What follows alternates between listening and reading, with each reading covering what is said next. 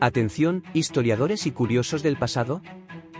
Hoy, en Historia en el Presente, nos embarcaremos en un emocionante viaje a través del tiempo para explorar un fascinante y sorprendente tema, las 5 guerras más cortas de la historia. ¿Puedes imaginar cómo una guerra puede llegar a durar tan solo 45 minutos? ¿O cómo un conflicto de apenas 6 días transformó para siempre el mapa geopolítico de Medio Oriente? Prepárate para descubrir la intensidad, el ingenio y la complejidad de estos impactantes episodios históricos. Desde encarnizadas batallas en el Cáucaso hasta enfrentamientos cruciales en los explosivos Balcanes, cada uno de estos conflictos dejó una huella imborrable en la historia de la humanidad. Y para los amantes de los misterios históricos, no te pierdas una curiosidad insólita relacionada con unos pequeños pero poderosos aliados que tuvieron un papel inesperado en uno de los combates. Acompáñanos en este apasionante recorrido mientras desentrañamos los enigmas y secretos detrás de estas breves pero trascendentales guerras. Te aseguramos que te sorprenderás con las revelaciones que tenemos preparadas. Así que no te despegues, porque este viaje al pasado promete ser emocionante y lleno de sorpresas.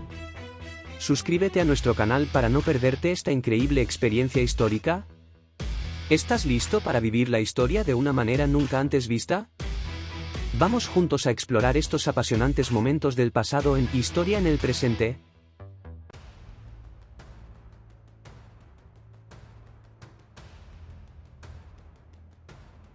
La historia de la sangrienta guerra georgiano-armenia de 1918, un breve pero trascendental conflicto fronterizo entre la recién independizada Primera República de Armenia y la también reciente República Democrática de Georgia. El origen de este encarnizado enfrentamiento fue la disputa entre ambas repúblicas caucásicas por el control de las estratégicas regiones de Louri, Jabaketi y Borchalo, históricamente pobladas mayoritariamente por armenios pero reclamadas por el expansionista nacionalismo georgiano. En los caóticos meses finales de la Primera Guerra Mundial, estas regiones habían sido ocupadas por las debilitadas pero aún peligrosas tropas otomanas. Tras la posterior retirada otomana del Cáucaso gracias al armisticio de Mudros, tanto el gobierno armenio como el georgiano reclamaron firmemente estas regiones en disputa. Georgia se negó tenazmente a evacuar dichos territorios históricamente armenios pero bajo control georgiano desde la invasión otomana, escalando rápidamente la crisis. Así, desde el 7 de diciembre de 1918 se desató una cruenta guerra fronteriza entre las fuerzas de ambos bandos. En feroces combates durante todo ese sangriento diciembre de 1918, ninguno de los dos frágiles ejércitos logró imponerse claramente al otro en una guerra que ninguna de las dos nuevas repúblicas podía costear política, económica o militarmente. Miles de soldados georgianos y armenios murieron en los violentos choques en pleno invierno caucásico. Pero ante la falta de progreso y el desangre en el frente, finalmente la decisiva intervención británica logró imponer un precario alto el fuego que entró en vigor el 31 de diciembre. El acuerdo estableció una frágil administración militar conjunta georgiano-armenia sobre la estratégica y disputada región de Borchalo, aunque las desconfianzas mutuas permanecieron latentes. En conclusión, esta efímera pero trascendental guerra debilitó aún más a la recién independizada Armenia y Georgia, desacreditándolas ante las potencias aliadas en vísperas de la crucial Conferencia de Paz de París. El cruento conflicto demostró el surgimiento de un peligroso nacionalismo territorial que envenenó sus relaciones por años, dejando un amargo legado de problemas fronterizos que aún perdura hoy en el complejo Cáucaso.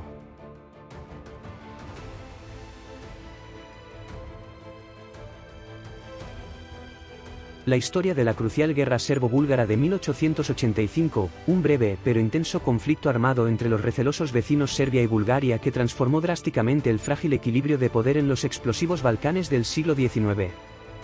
El origen de esta sangrienta contienda se remonta a las secuelas del controvertido Congreso de Berlín de 1878, que había limitado severamente el territorio de la joven nación de Bulgaria surgida tras la Guerra Ruso-Turca de 1877 a 1878. Este tratado creó artificialmente la provincia otomana de Rumelia Oriental, con una abrumadora población de etnia y cultura búlgara separada por la fuerza de la Bulgaria independiente. Tras años de crecientes tensiones, en septiembre de 1885 los fervientes nacionalistas búlgaros finalmente lograron la ansiada unificación de Bulgaria con la también búlgara Rumelia Oriental. Pero esta unión pan-búlgara fue vista como una afrenta intolerable por el expansionista y receloso reino de Serbia, temeroso de perder influencia regional en los Balcanes ante el súbito fortalecimiento de su histórico rival. Así, en noviembre de 1885, el belicista rey Milán I de Serbia, en contra de la opinión pública de su reino, declaró precipitadamente la guerra a Bulgaria con el objetivo de obtener ganancias territoriales en la disputada y estratégica región de Timok, que compensaran el crecimiento búlgaro. Pero Serbia no estaba adecuadamente preparada para la contienda ni diplomática, económica o militarmente.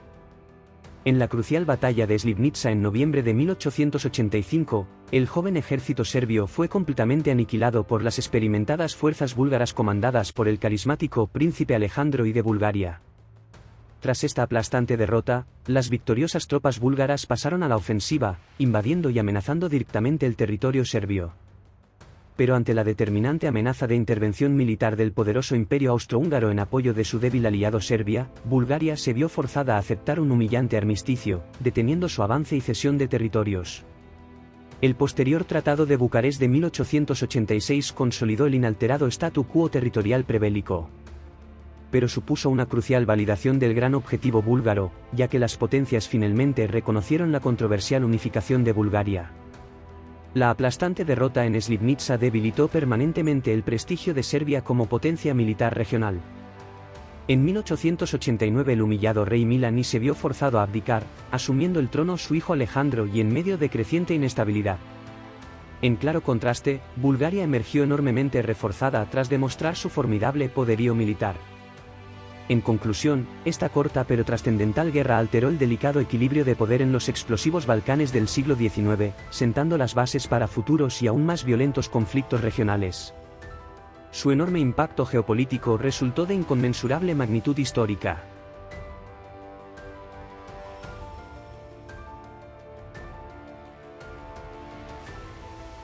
La sangrienta guerra indo-pakistaní de 1971, un breve pero intenso conflicto armado entre la India y Pakistán que transformó drásticamente el mapa geopolítico de Asia del Sur y cuyas enormes repercusiones históricas aún perduran décadas después. El origen de esta trascendental guerra se remonta a las cruciales elecciones generales de 1970 en Pakistán, cuando la Liga Awami de corte nacionalista y autonomista para el Pakistán Oriental arrasó en las urnas. El gobierno central en Pakistán Occidental respondió con una despiadada represión política, detenciones masivas de opositores e intentos de diezmar a las fuerzas de seguridad bengalíes disidentes. Esto desató una sangrienta guerra civil en Pakistán Oriental, donde la población bengalí buscaba la independencia absoluta. El ejército pakistaní reprimió de forma atroz a los civiles bengalíes, desatando una espiral de violencia que provocó la huida masiva de 10 millones de refugiados hacia la India. Ante esta gravísima crisis humanitaria y de seguridad en su vulnerable frontera oriental, el gobierno indio de Indira Gandhi decidió apoyar abiertamente la causa independentista bengalí, escalando peligrosamente las tensiones hasta derivar en un cruento conflicto armado con Pakistán. El 3 de diciembre de 1971 la guerra finalmente estalló cuando la Fuerza Aérea pakistaní bombardeó por sorpresa bases aéreas indias en el oeste.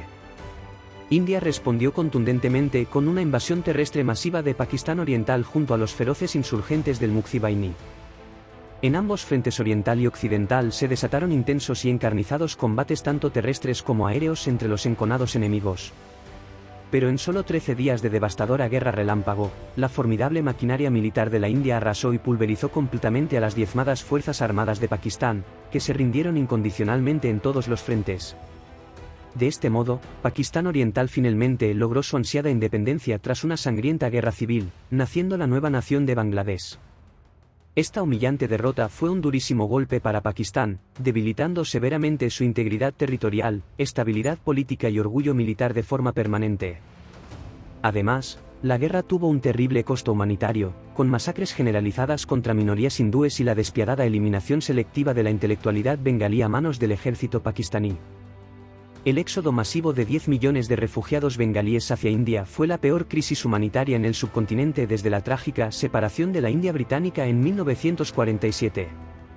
En conclusión, esta breve pero trascendental guerra indo-pakistaní de 1971 transformó permanente y drásticamente el mapa geopolítico de Asia del Sur, con una India reforzada como potencia hegemónica regional.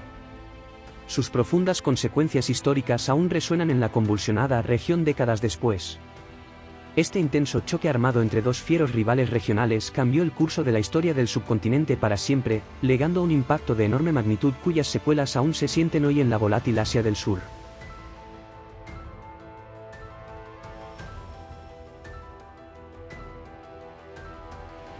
La Guerra de los 6 días, el choque relámpago entre Israel y la coalición árabe liderada por Egipto que transformó Medio Oriente en junio de 1967.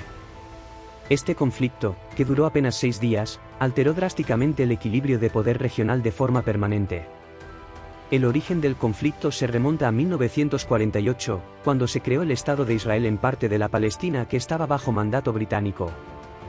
Los países árabes rechazaron tajantemente este hecho y libraron varias guerras contra la joven nación judía en los años siguientes, sin lograr destruirla. En vísperas de la Guerra de los 6 días, la rivalidad árabe-israelí había llegado a su punto máximo. Egipto, bajo el carismático líder Gamal Abdel Nasser, deseaba erigirse como potencia hegemónica del mundo árabe. En mayo de 1967, movilizó 7 divisiones y más de 100.000 soldados a la península del Sinaí, desplegando alrededor de 1.000 tanques. Luego, en clara provocación a Israel, Nasser decretó el cierre del estratégico estrecho de Tirán y expulsó al contingente de cascos azules de la ONU que custodiaba la frontera entre Egipto e Israel desde 1956.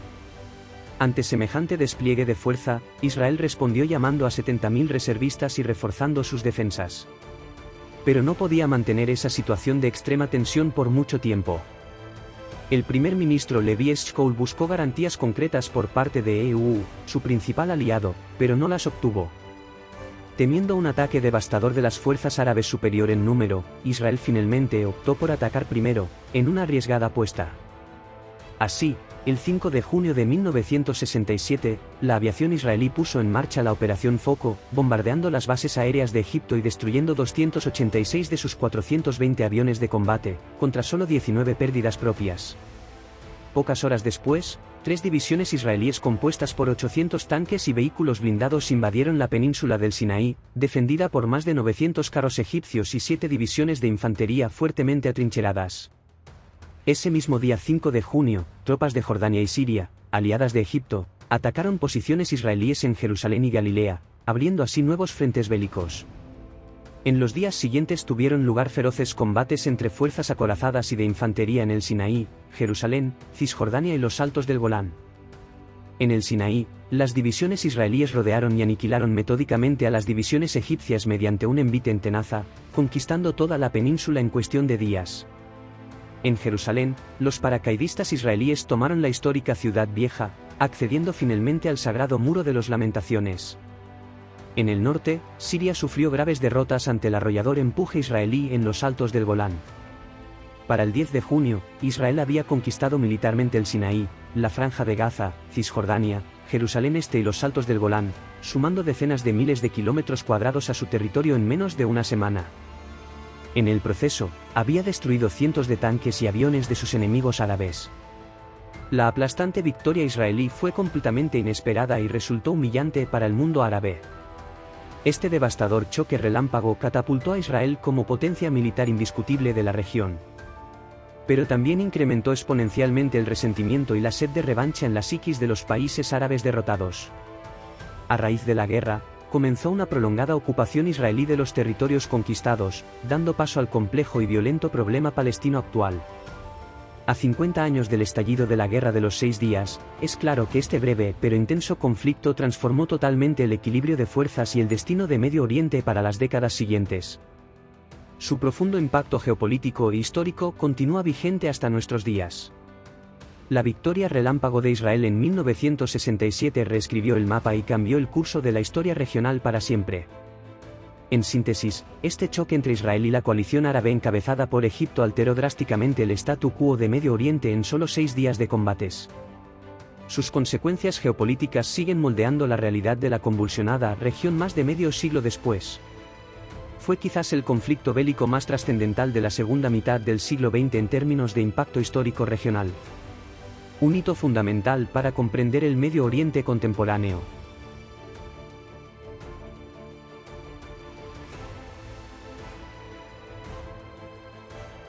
La mañana del 27 de agosto de 1896 amaneció tensa y sombría en la isla de Zanzíbar. El día anterior, el sultán Khalid ibn Bargas se había proclamado nuevo gobernante, tras la repentina y misteriosa muerte de su tío, el sultán Ahmad ibn Tubaini.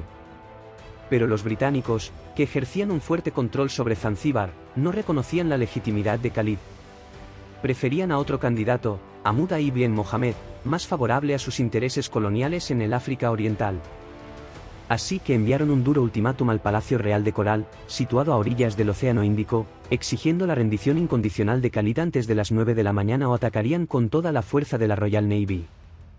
En los jardines del palacio, defendedores leales a Khalid se preparaban para el combate. Eran unos 2.800 hombres, en su mayoría guardias y sirvientes del palacio, aunque también cientos de voluntarios civiles, dispuestos a luchar por su sultán. Contaban con mosquetes y fusiles, así como varias ametralladoras Maxim y piezas de artillería que apuntaban amenazadoramente hacia el puerto. Del otro lado, los británicos habían reunido una poderosa flota, los cruceros HMS St. George, HMS Raccoon y HMS Philemon, junto a los cañoneros HMS Thrush y HMS Sparrow. Su fuerza incluía unos 150 marinos y fusileros navales, comandados por el contraalmirante Harry Rosen, veterano de campañas coloniales en África y Birmania. A las 8:55, con el ultimátum a punto de expirar, Rosen hizo en el St. George la señal: prepárense para la acción. La tensión se palpaba en el aire. Todo estaba listo para el ataque. 5 minutos después, a las 9 en punto, el general Lloyd Mathews dio la orden fatal desde tierra: fuego. Los cañones de los buques HMS Raccoon, HMS Thrush y HMS Sparrow tronaron furiosamente al unísono contra el viejo Palacio de Coral. En apenas 2 minutos, el devastador fuego británico había reducido a escombros la artillería defensiva de Khalid.